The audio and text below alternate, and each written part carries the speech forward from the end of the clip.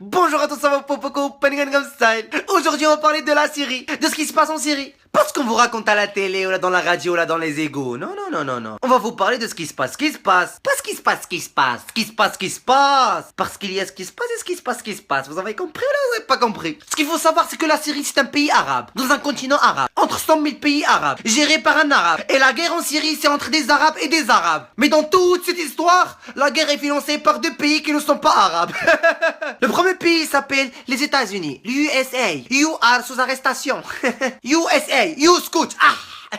Les USA, c'est le seul pays dans la planète Terre qui veut tout gérer. Ils veulent gérer ce que tu manges, ce que tu chies, ce que tu dis. Même tes conversations WhatsApp, c'est eux qui les surveillent.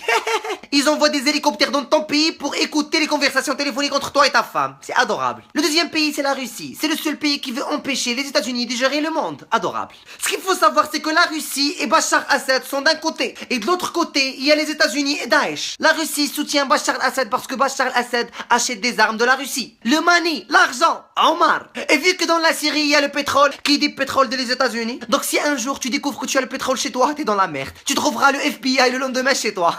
Donc les USA ils veulent enlever Bachar Assad. Et la Russie veut le garder. Donc les États-Unis ont décidé de financer Daesh pour combattre Bachar Assad. Donc les États-Unis ils ont commencé à donner à manger à Daesh. Et une fois Daesh elle est devenue grande, elle nous a attaqué nous, l'Europe. Parce qu'on est juste à côté. Parce que pour attaquer les États-Unis, il faut prendre un avion, un bateau, un taxi, un train, un Uber. Donc la Russie veut l'argent. Les États-Unis veulent le pétrole. Bachar Assad veut le pouvoir. Et moi je veux la merde.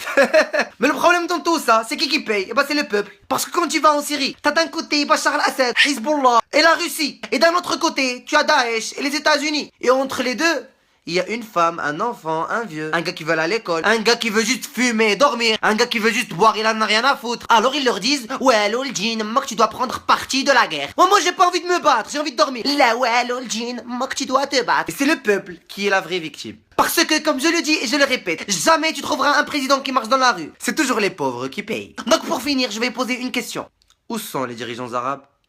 Vous avez 4 heures. Si vous trouvez la réponse,